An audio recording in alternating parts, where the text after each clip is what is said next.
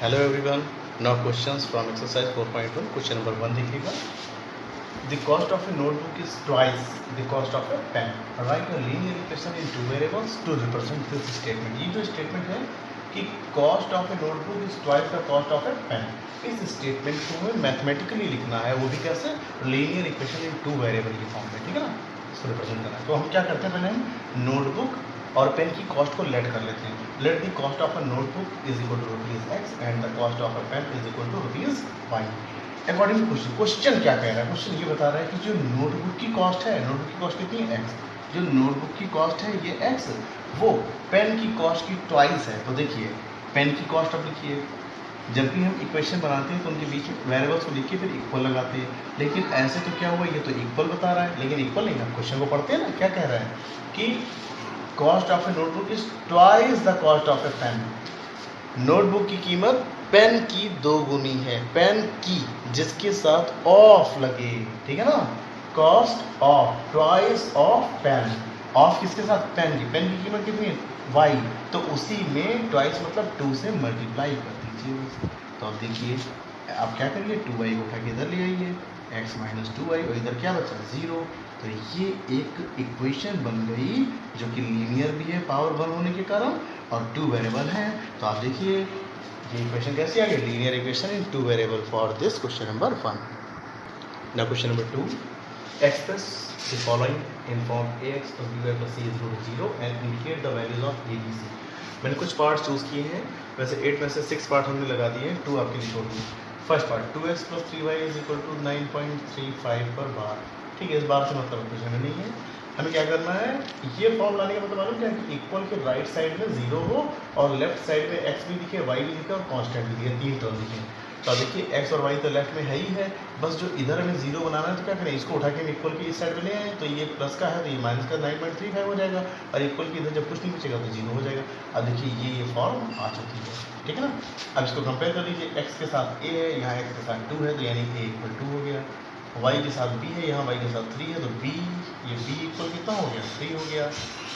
और इसके बाद में c लिखा हुआ है, और c यहाँ पर ये. अब इसके आगे प्लस होता तो प्लस में लिखते, माइनस है तो माइनस में. ऐसे ही y के आगे मान लीजिए 3 माइनस में होता तो b को -3 लिखते, ठीक है ना. अगर माइनस है तो हमें लिखना पड़ेगा. Second part x minus y upon 5 minus 10 is equal to 0. ये तो उसी फॉर्म में डायरेक्टली दिया ही हुआ है, सीधे इस फॉर्म में कि भाई एक्स वाई और कांस्टेंट टर्म वो इक्वल टू 0. सही तो है. तो x के साथ जो होगा वो a होगा. यहाँ क्या है, कुछ नहीं है तो ये 1 से मल्टीप्लाई माना जाता है, a इक्वल 1. इसको भी हम क्या लिख सकते हैं, इसको -1/5 इंटू वाई ऐसे भी तो लिख सकते हैं. तो -1/5 ये b हो गया, और c इक्वल -10 हो गया, ठीक है ना. अब देखिएगा ये इसमें क्या करिए, इसको उठा के इधर लाइए, -3y. तो देखिए x -3y तो हो गया, लेकिन कांस्टेंट टर्म नहीं, तो जो नहीं है उसको 0 हम ले सकते हैं, ठीक है ना. x -3y plus 0 equal to 0. अब x a की वैल्यू 1, b की वैल्यू -3, और c की वैल्यू क्या, कांस्टेंट क्या हो जाएगा? 0 हो जाएगा, ठीक. 6 पार्ट देखिए, 3x + 2. अब देखिए यहाँ पर x वाला टर्म तो है, कांस्टेंट टर्म भी है, y नहीं है, तो जो y नहीं है उसको 0 × y अपने आप में बढ़ा सकते हैं. तो a की वैल्यू 3 हो गई, b की वैल्यू क्या हो जाएगी, y के साथ जो होगा वो b को 0 हो गया, और c 2 हो गया. ऐसे यहाँ पर देखिए x नहीं, तो जब x नहीं है तो x को 0 × x हम अपने आप बढ़ा देंगे, बाकी y का और 2 का टर्म है ही कांस्टेंट, ठीक है ना. तो a 0, b this is 1 and c is -2. अब ये हम क्या करेंगे, यहाँ पर पहले राइट साइड में तो 0 करना होता है, तो हमें 2x उठाएंगे, तो प्लस का 2x इधर आएगा, माइनस का 2x हो जाएगा. तो माइनस का 2x हो जाएगा और प्लस का 5 हो जाएगा. अभी भी y वाला टर्म नहीं है तो उसको हम बढ़ा देंगे, अपने आप बढ़ा लेते हैं, 0 × y. तो a हो गया -2, b हो गया 0 और c हो गया 5. Now exercise 4.2, question number 1. Which one of the following option is true and why? Y equals 3x plus 5 has a unique solution, only 2 solutions, infinitely many solutions. तो आपको बता दूं, ये जो इक्वेशन है ये लीनियर इक्वेशन इन 2 वेरिएबल है, और जो लीनियर इक्वेशंस होती हैं उनका सॉल्यूशन इन्फिनिटली मेनी सॉल्यूशन होते हैं, उनके बहुत सारे सॉल्यूशन फाइंड किए जा सकते हैं. सॉल्यूशंस का मतलब x, y के पॉइंट्स या x और y की वैल्यूज़, ठीक है ना. तो सबसे पहले तो यही लिख देंगे, since we know that the linear equations have infinitely many solutions, therefore third option is true. But बात पहले पूछा कि कौन सा ऑप्शन ट्रू है, हमने बता दिया थर्ड ऑप्शन ट्रू है. एंड भाई अगर कैसे ये ट्रू है, तो हम क्या करेंगे, इसका वेरिफिकेशन दे रहे हैं कि अब देखिए जैसे इफ x इक्वल 0 अगर हम ले लें तो जो इक्वेशन है y को 3x + 5 उसमें x के प्लेस पर 0 पुट किया 3 × 0 0 0 + 5 दिस इज 5। तो देखिए x 0 और y 5 यानी कि 0, 5 ये एक सॉल्यूशन आया कि x 0 तो y 5। अगर हम x 1 ले लें तो y 8 आ रहा है, x 2 ले लें तो y 11 आ रहा है। ऐसे हम x की बहुत सारी वैल्यूज चेंज करते चले जाए, माइनस में भी ले सकते हैं, रेशनल वैल्यूज भी ले सकते हैं, कुछ भी ले सकते हैं। ऐसे हमें y की अलग अलग वैल्यूज मिलती चली जाएंगी। Here 0, 5, 1, 8, 2, 11 are the different solutions for this equation. Similarly, we can find infinitely many solutions. Now question number 2. Write 4 solutions for each. जैसे पहला हमने लीनियर इक्वेशन लिखा है 2x + y = 7। इस लीनियर इक्वेशन के इन्फिनिटी मेनी सॉल्यूशन होंगे, ये तो हम जानते ही हैं, बट हमें यहाँ पर इस क्वेश्चन में केवल 4 सॉल्यूशंस फाइंड करनी है। तो सॉल्यूशन कैसे फाइंड करते हैं? x की वैल्यूज़ अलग अलग लेट कर लेते हैं और उनको पुट करके y की वैल्यूज़ निकाल लेते हैं, तो x, y करके इनके सॉल्यूशंस मिल जाते हैं। तो देखिएगा x = 0 जैसे हमने लिया पहले, x = 0,